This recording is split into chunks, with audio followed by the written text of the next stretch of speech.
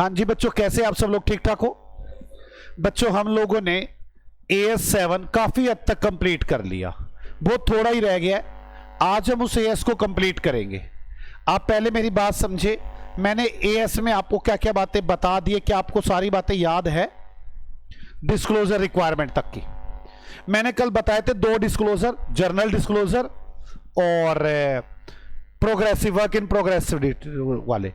Journal में क्या बताना था? अमाउंट क्या है, परसेंटेज ऑफ प्रॉफिट रेवेन्यू निकालने के लिए कौन सा मेथड लगाया गया है, और परसेंटेज ऑफ कंप्लीशन निकालने के लिए कौन सा मेथड लगाया गया है। और WIP के डिस्क्लोजर में बताया था मैंने कॉस्ट कितनी अब तक कर चुके हो, कितना प्रॉफिट रिकॉर्ड किया हुआ है अभी तक। और उसके बाद मैंने आपको बताया था वो कि अमाउंट का बिल कितना दे चुके, कितनी रिटेंशन है, कितना एडवांस आया है उस काम का जो आपने अभी तक नहीं किया है। एक तीसरा डिस्क्लोजर पेंडिंग है। मैं पहले एक एग्जांपल दूंगा, उसके बाद शुरू करूंगा। लिखो एग्जांपल नंबर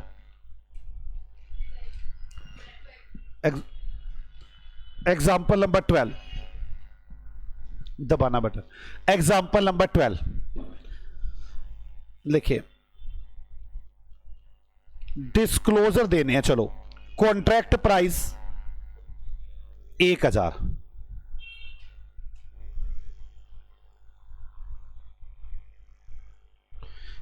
₹1000 कॉन्ट्रैक्ट प्राइस है। Cost up to date incurred, cost up to date incurred 600। Estimated further cost, future cost 600। Progressive billing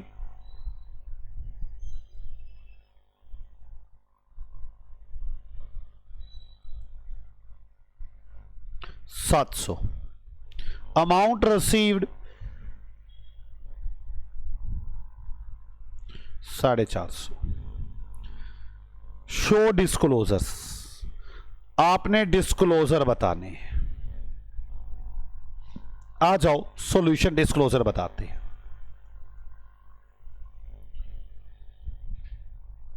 मुझे बताएं पहला डिस्क्लोजर क्या है, फर्स्ट डिस्क्लोजर क्या है?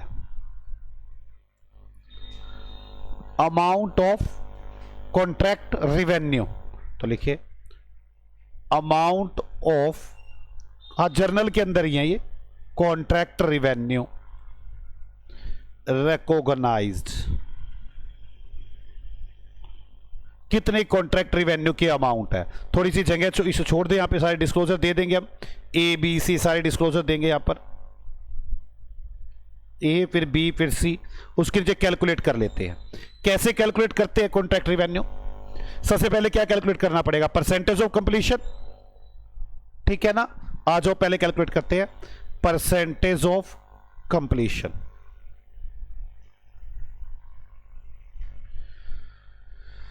कितनी है? 600 divide by 1200 into 100, 50%।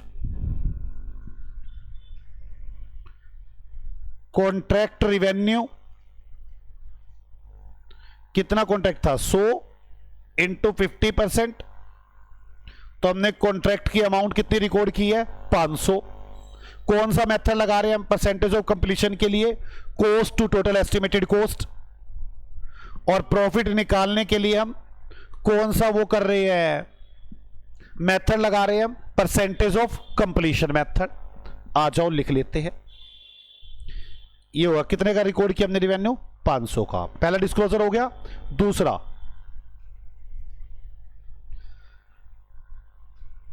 Percentage of completion method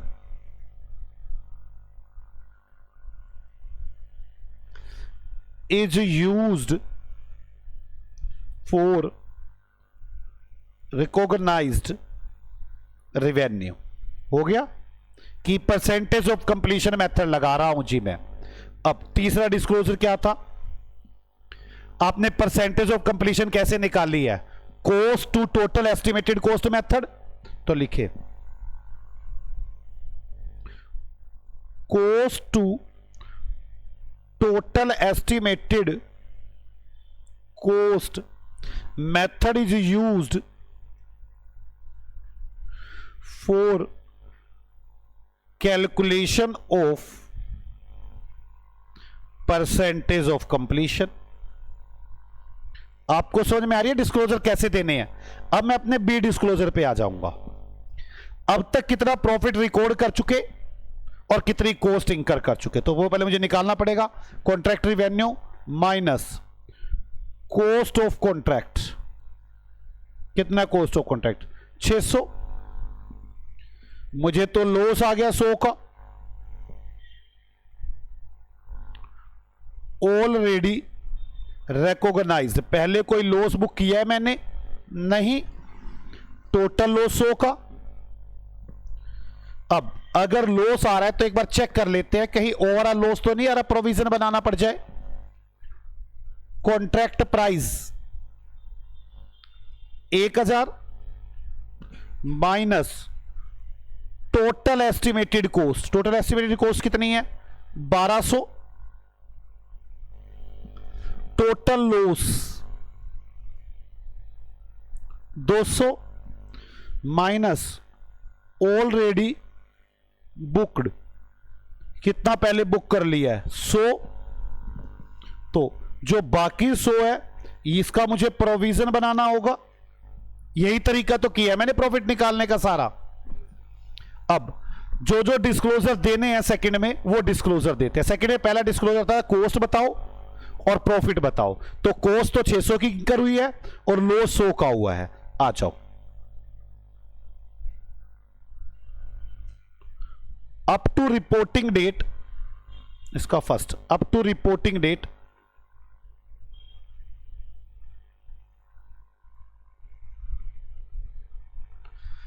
expenses recognized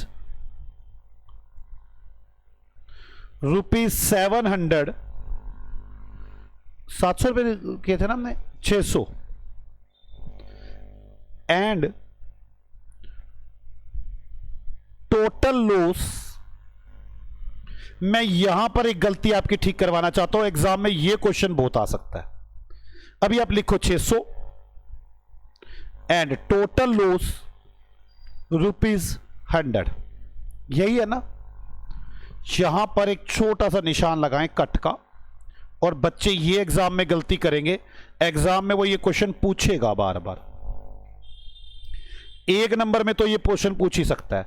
अब आप देखो एक नंबर कितना भारी होता है। चले यार, इस 600 के ऊपर ऐसे कट लगा ले और इस 100 रुपए के ऊपर कट लगा ले। मैंने क्या लिखा है, total expenses recognise up to date. 600 रुपए के तो मेरे पास खर्चे हुए हैं और 100 रुपए का लॉस हुआ है। टोटल खर्चे 700 रुपए रिकॉर्ड हुए हैं। 600 रुपए के खर्चे प्लस 100 रुपए का लॉस, और टोटल लॉस पूछा है। टोटल लॉस का मतलब जो करंट का लॉस हुआ है वो प्लस प्रोविजन, आपको यह दिखाना पड़ेगा। यहां आएगा 200 और यहां आएगा 700। मेरी बात समझ में आ गई है? अधिकतर बच्चे यही कहते हैं कि टोटल खर्चे अब तक 600 के रिकॉर्ड है। 600 के नहीं, 600 के खर्चे, 100 का लॉस, 700 रुपए खर्चे रिकॉर्ड हो चुके हैं मेरे। नहीं बात समझ में आई? और इधर से आप कहोगे कि प्रोविजन और लॉस दोनों मिलाकर टोटल लॉस बताना है 200 का। मेरी बात समझ में आ गई? क्लियर होगी वाली बात? मैंने जानबूझ के काट कर लिखवा दी, रीजन बीइंग ये एग्जाम में पूछ सकता है। टोटल एक्सपेंस पूछेगा तो कॉस्ट प्लस लॉस, ये कॉस्ट प्लस प्रोविजन है, याद रखना। 600 रुपए कॉस्ट प्लस ये प्रोविजन है। नहीं समझ में आई मेरी बात? एक बात देखो, 500 रुपए की रिवेन्यू था, 600 की कॉस्ट थी, लॉस तो आ चुका उसमें 600 में, लेकिन जो प्रोविजन बनाया एक्स्ट्रा वो नहीं आया, तो 600 और 100 700। और इधर अगर टोटल लॉस की बात करूं तो 100 का तो लॉस हो गया, 100 का प्रोविजन हो गया, 200। क्या आपको मेरी ये बात समझ में आ जाएगी? ये मैंने जानबूझ के इसीलिए एग्जांपल बनाया ताकि आप ये क्लैरिटी ला सके, अदरवाइज ये क्लैरिटी यानी मुश्किल काम था। पक्का? सेकंड, आप देखो अगली क्या बतानी थी मुझे, एडवांस लिया है क्या? मैंने कुछ लिखा है एडवांस लिया मैंने? नहीं, तो वो तो कुछ लिखा ही नहीं मैंने एडवांस के बारे में। मैं लिख देता हूं, बाकी जरूरत नहीं है इसकी। Amount of advance, amount of advance for the work not done, nil है। वैसे हम ऐसे डिस्क्लोजर देते नहीं जो नील वाले हों। तीसरा डिस्क्लोजर, रिटेंशन मनी बतानी है। आपने बिलिंग कितने की है? बिलिंग ये देखो, बिलिंग है 700 की, रसीव हुए 450। जो 300 रुपए है वो है रिटेंशन अमाउंट।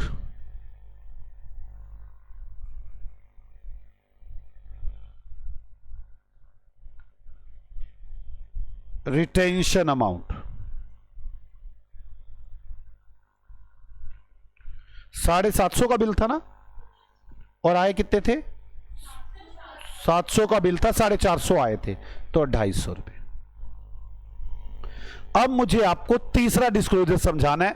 तीसरे डिस्क्लोजर में कहते हैं कि हमें उससे कितने पैसे लेने हैं या देने हैं, नेट। आओ कैसे करते हैं हम उन खर्चों को, पैसे को ऐसे निकालते। पहले ग्रोस अमाउंट रिसीवेबल और पेबल, ये कैसे निकालते हैं? तीसरा अगला डिस्क्लोजर यही है। मैं अभी लिख दूंगा ऊपर जाकर ये डिस्क्लोजर, यहां पर तीसरा सी पार्ट, ये कैलकुलेशन बता रहा हूं इसकी कैसे करते हैं।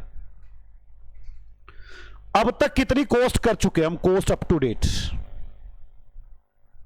600, क्लियर? मैं 600 रुपए अब तक टोटल कॉस्ट कर चुका। ठीक है, मेरा आगे प्रॉफिट है कि लॉस है? लॉस है, माइनस लॉस। 100 रुपए का लॉस हो चुका, मैंने 500 रुपए लेने हैं। मेरी बात समझ में आ रही है? मैं 600 रुपए का काम कर चुका, 600 रुपए खर्चा कर चुका, 100 रुपए का लॉस था। अगर प्रॉफिट होता तो ऐड कर देता। ठीक है, तो मैंने टोटल इतने रुपए मेरे लेने बनते हैं। अब इतने रुपए लेने बनते हैं, इतने रुपए में से मैंने कितने पैसे रिसीव कर लिए, कितने पैसे मैंने बिलिंग अमाउंट, कितने रुपए की बिल दे दिया, minus billing amount. Billing amount में फर्क समझ में आ गया आपको मेरी बात? मैंने बिलिंग अमाउंट दी है इनको 700 रुपए की, 700 की दी है ना। मैंने एक्स्ट्रा 200 रुपए की बिलिंग दी हुई है, एक्स्ट्रा 200 रुपए की बिलिंग की हुई है। ये अमाउंट मैंने उनको देनी है, ये अमाउंट मैंने उनको देनी है, ज्यादा बिलिंग हुई पड़ी है। अगर ये ऐसे होता 600, प्रॉफिट 100 का, 700, बिलिंग अमाउंट होती 500, तो 200 मैंने लेने होते। अगर ये नेगेटिव आ जाए तो देने हैं, अगर पॉजिटिव आ जाए तो लेने हैं। ये डिस्क्लोजर करना होता है कि नेट अमाउंट आपने कितनी लेनी या देनी है। तो अब मैंने उनके, मेरे पास जो एडवांस आया है वो मैंने देना है उनका, उसको लिखे gross amount due to contractee. Third disclosure, gross amount due to contractee 300 रुपए एज लाइबिलिटी। ये लाइबिलिटी में आएगा क्या बच्चे? 200 रुपए का। क्लियर होगी मेरी बात आपको? कॉस्ट मैंने 600 की थी ना, कॉस्ट मैंने जितनी की, लॉस कितना हुआ? नहीं नहीं, आज तक, अब तक मैंने अब तक 600 रुपए की कॉस्ट की, 100 का लॉस हो गया। अब तक में मुझे 500 रुपए की बिलिंग करनी चाहिए उसको, मैंने बिलिंग कर दिया 700 रुपए की, 200 की एक्स्ट्रा बिलिंग की हुई है, ये लायबिलिटी में आएगा। अगर कम की बिलिंग की होती तो एसेट्स में आता।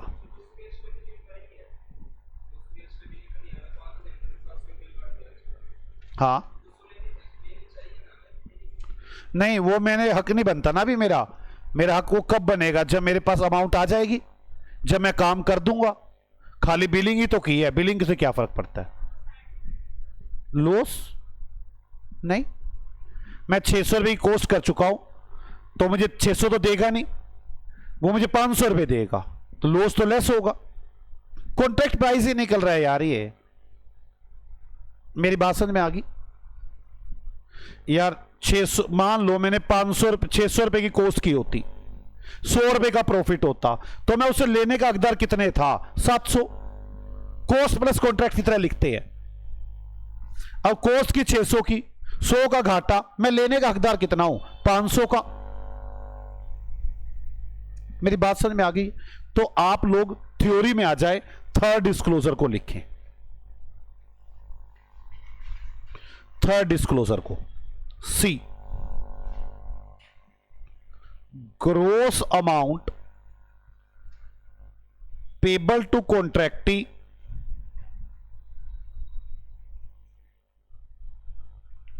एज लाइबिलिटी और gross amount receivable from contractee as assets.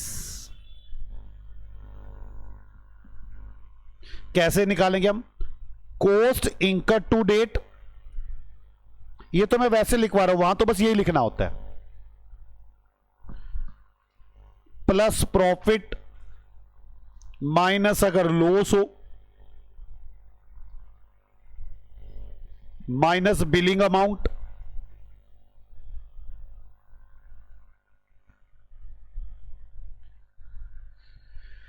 अगर ये नेगेटिव आ गया तो लायबिलिटी है,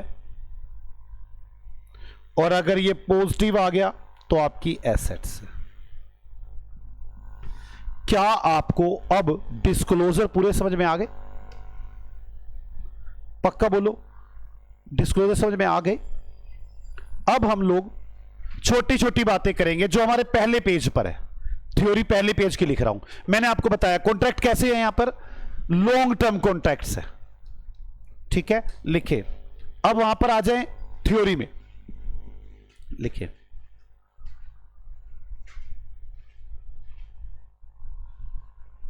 वैसे तो सबसे ऊपर मुझे लिखना कंस्ट्रक्शन कॉन्ट्रैक्ट किसे कहते हैं, लेकिन आप एक काम करो, तो यहीं से स्टार्टिंग कर ले, या एक काम करेंगे, फर्स्ट पेज पर 6 लाइनें छोड़कर, 6 लाइनों में आएगा मेरा कंस्ट्रक्शन कॉन्ट्रैक्ट किसे कहते हैं। 6-7 लाइनें छोड़ दो, 7 लाइनें छोड़कर लिखो, 2 पार्टीज, 7 लाइन्स छोड़कर स्टार्टिंग की, 2 पार्टीज इन कंस्ट्रक्शन कॉन्ट्रैक्ट्स।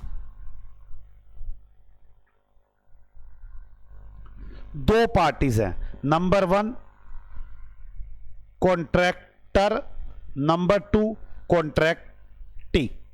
समझ में आ गया? और ये सारे कॉन्ट्रैक्ट कैसे कॉन्ट्रैक्ट है? लॉन्ग टर्म पीरियड के कॉन्ट्रैक्ट है। नॉर्मली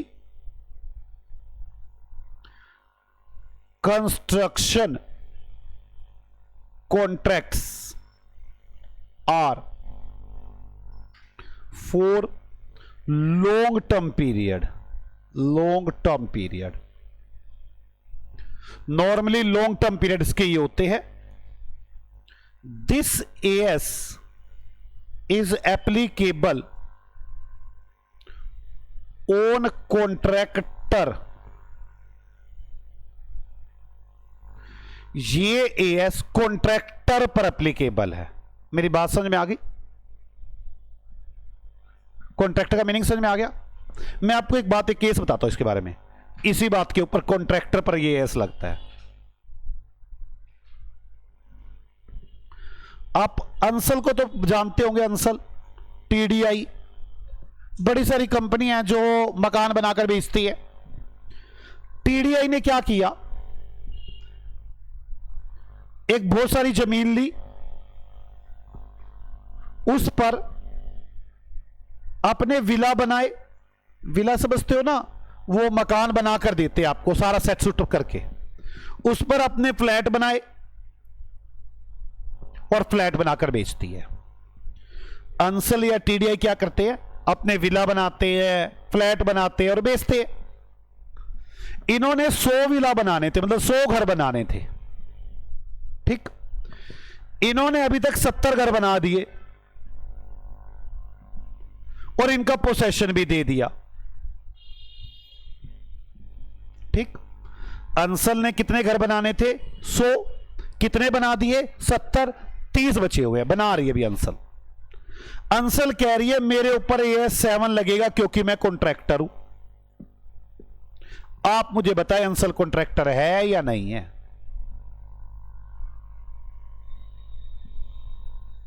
अंसल कॉन्ट्रैक्टर नहीं है। वो किसी से ठेका लेके मकान बना रहा है क्या? वो तो अपने मकान बनाता है, बेचता है, वो किसी से ठेके थोड़ी ना लेता है। AS7 अंसल पे और टीडीआई पे नहीं लगेगा, वो कॉन्ट्रैक्टर नहीं है। वो तो अपना स्टॉक रखते हैं। 100 मकान थे, 70 बिक गए, 30 बचे पड़े हैं उनके तो स्टॉक है, opening stock, closing stock, purchase, sale. वो कोई कॉन्ट्रैक्टर थोड़ी ना है। ये किस पर लगता है? कॉन्ट्रैक्टर पर। मैं आपके दिमाग में यही बात लेना चाहता था, कॉन्ट्रैक्टर पर। मैं एग्जांपल लिखवा देता हूं ये वाला। आ जाओ आप एग्जांपल लिखो इस बात पे। एग्जांपल नंबर कौन सा चल रहा है? 13।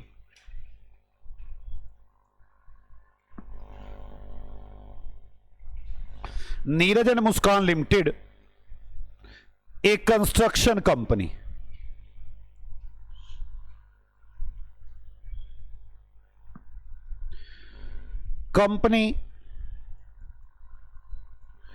Construct and sell own building.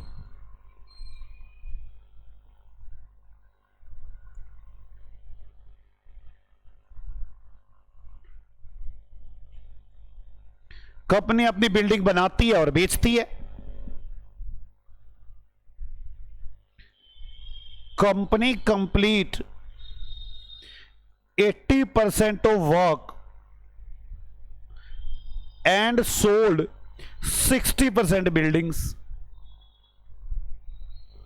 Company ने अपना 80% काम कर लिया और 60% बिल्डिंग बेच दी।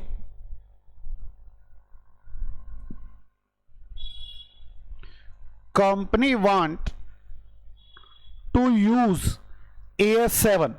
कंपनी कहती है मैं AS7 लगाना चाहती हूं for calculation of profit, whether company is right.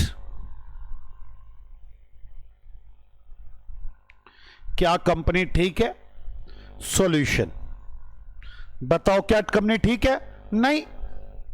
Company कोई कॉन्ट्रैक्टर थोड़ी ना, दूसरों का ठेका लेके मकान थोड़ी ना बना रही है, अपना ही मकान बना रही, बेच रही है। लिखे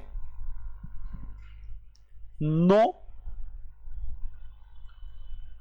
company is not right.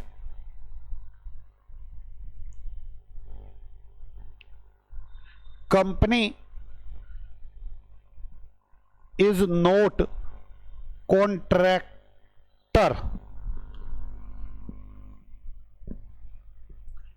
Company prepare, company build लिखना चाहिए, अपनी बिल्डिंग बनाती है और बेचती है। Company build own buildings and sold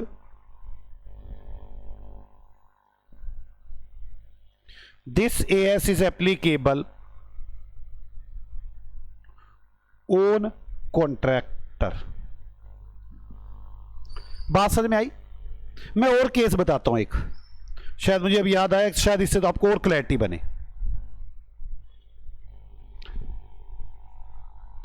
Neeraj और मुस्कान लिमिटेड बिल्कुल कॉन्ट्रैक्टर है। मैं बता रहा हूं ये कॉन्ट्रैक्टर है।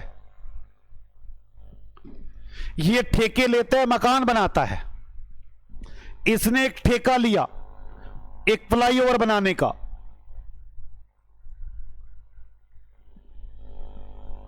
कॉन्ट्रैक्टर है। इस पर AS7 लगेगा या नहीं लगेगा? बिल्कुल लगेगा इस पर AS7, कोई दोराई नहीं।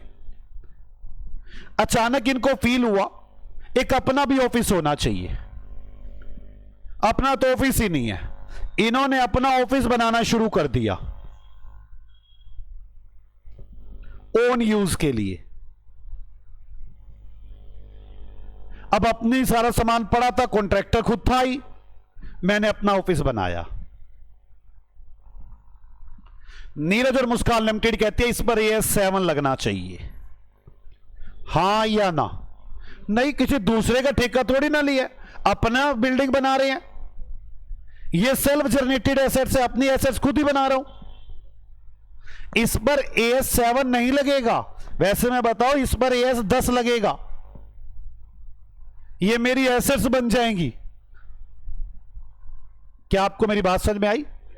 ये AS7 नहीं, AS10 लगेगा। आ जाओ, इस पर क्वेश्चन लिखते हैं।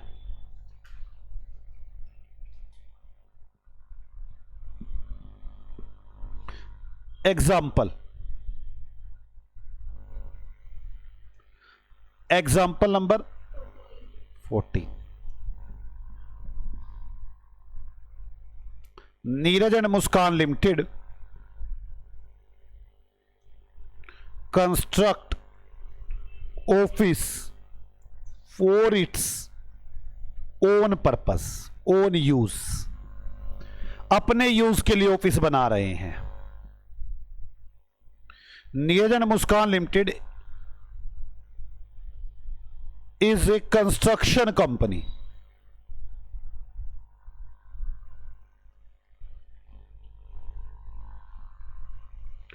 Company want to use AS7 for office. AS7 लगाना चाहती है। क्या कंपनी ठीक कर रही है? बोलो solution. No, AS7 is not applicable if construct assets for its self purpose, then AS7 is applicable. AS10 is applicable, sorry, 10 is applicable. क्या आपको मेरी बातें याद हो रही है? पक्का ना? आप एक काम करें, थ्योरी में जहां पे लिख रहे थे ना, आपने 3 लाइनें लिखी थी, अभी लिखी थी थ्योरी में 3 लाइनें। This AS is applicable on contractor, वहीं पर लिखी अगली line. Note, if assets construct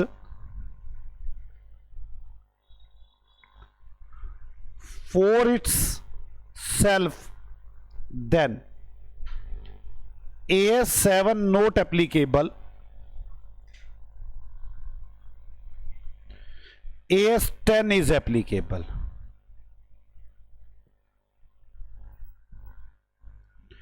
AS7 is not applicable, AS10 applicable होगा। क्या आपको मेरी बात समझ में आ गई? आगे चले। अब छोटी छोटी बातें, ज्यादा बड़ी बातें बची नहीं हुई, थोड़ी थोड़ी सी बातें बची हुई हैं। आपको मेरी बात समझ में आ गई? अभी हमने 3 लाइनें एकदम और पढ़ी, तीनों लाइनें याद होगी आपको। 2 पार्टी होती है, कॉन्ट्रैक्टर और एक कॉन्ट्रैक्टी। हम लॉन्ग टर्म के हमेशा कॉन्ट्रैक्ट होते हैं। AS एप्लीकेबल होता है कॉन्ट्रैक्टर पर। मतलब जब मैं वो बनाऊंगा ना शॉर्ट समरी, तब मैं ऐसे लिखूंगा, लॉन्ग टर्म कॉन्ट्रैक्ट्स होते हैं, 2 पार्टीज होती हैं। ये भी लिखना मत, मैं यहां पे भी दूसरा से लेता हूं ब्लू से। 2 पार्टीज होती है, कौन कौन सी?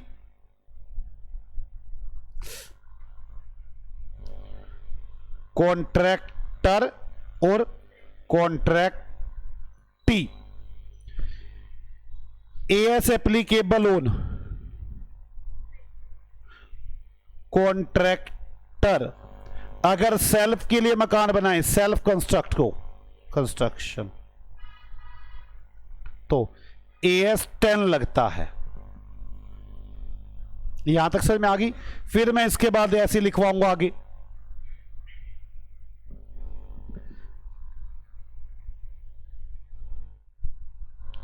हमारे पास प्रॉफिट कैलकुलेट करने हैं, हमने डिस्क्लोजर देने हैं और अदर स्मॉल काम बताने हैं। मैंने आपको प्रॉफिट कैलकुलेशन के लिए मैंने कौन कौन से तरीके लगाए हैं? परसेंटेज ऑफ कंप्लीशन मेथड,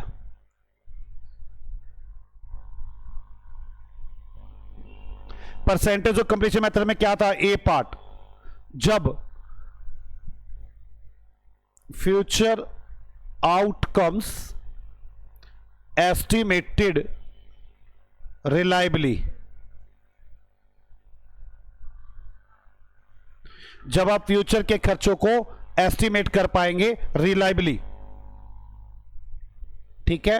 तो मैंने कैसे किया था? कॉन्ट्रैक्ट रिवेन्यू कैसे करेंगे? Contract price into percentage of completion,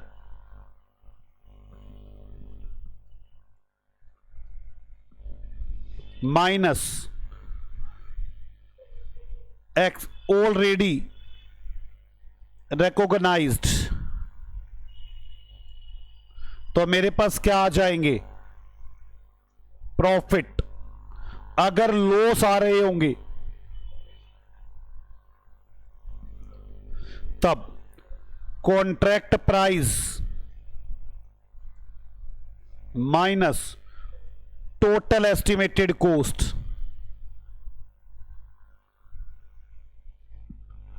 total loss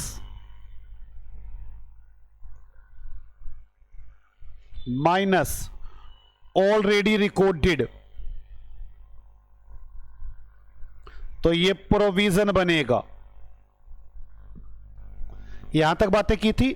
यहां तक बातें करने के बाद हम लोग चले गए थे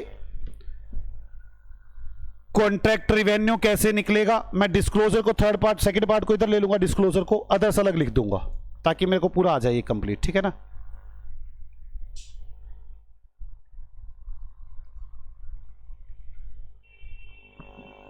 इसके बाद में आता कॉन्ट्रैक्ट रिवेन्यू। क्या आ जाएगा कॉन्ट्रैक्ट रिवेन्यू? इसमें initial plus claims plus variations plus incentive plus escalation minus penalty. फिर मैं आ जाऊंगा परसेंटेज ऑफ कंप्लीशन पर। तीन method, physical surveyor cost to total estimated cost. फिर मैं आ जाऊंगा कॉन्ट्रैक्ट की कॉस्ट पर। मैंने कॉस्ट लिख माइनस नहीं की थी यहां से।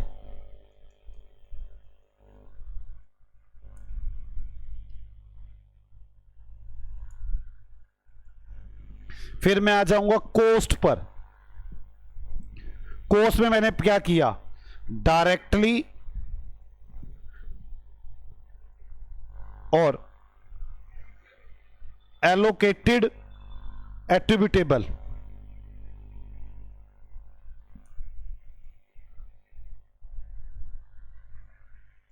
और अदर जो स्पेशली कॉन्ट्रैक्ट में बता रखी होगी। यहां तक की बातें समझ में आ गई आपको? कोई डाउट? तो मैंने अभी तक यहां तक क्या क्या बातें की कि परसेंटेज ऑफ कंप्लीशन मेथड ये होता है, कॉन्ट्रैक्ट रेवेन्यू ऐसे निकालते हैं, ऑलरेडी निकल लॉस होगा तो ये सब बातें होंगी। इसके बाद इसका बी मेथड किया था। क्या मेथड किया था? बी मेथड प्रॉफिट निकालने के लिए future outcomes not reliably estimated. तो cost is equal to revenue if reasonable certainty for collection of cost. ये मेरा पहला मेथड था, समझ में आ रहा है आपको पूरा ये मेरा पहला मेथड था। पहले मेथड में दो बातें हो गई। अब दूसरा मेथड क्या था? Cost plus contract.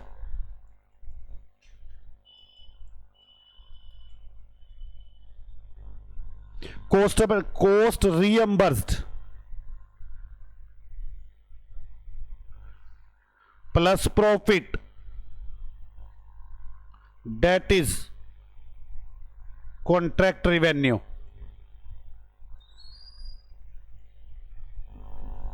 यहां तक बातें हुई थी। इधर से डिस्क्लोजर में 3 डिस्क्लोजर है, ए, बी और सी। 3 डिस्क्लोजर है। 3 डिस्क्लोजर में हमने कौन कौन सी बातें पढ़ ली हैं? इसमें क्या बताना होगा? Amount of revenue,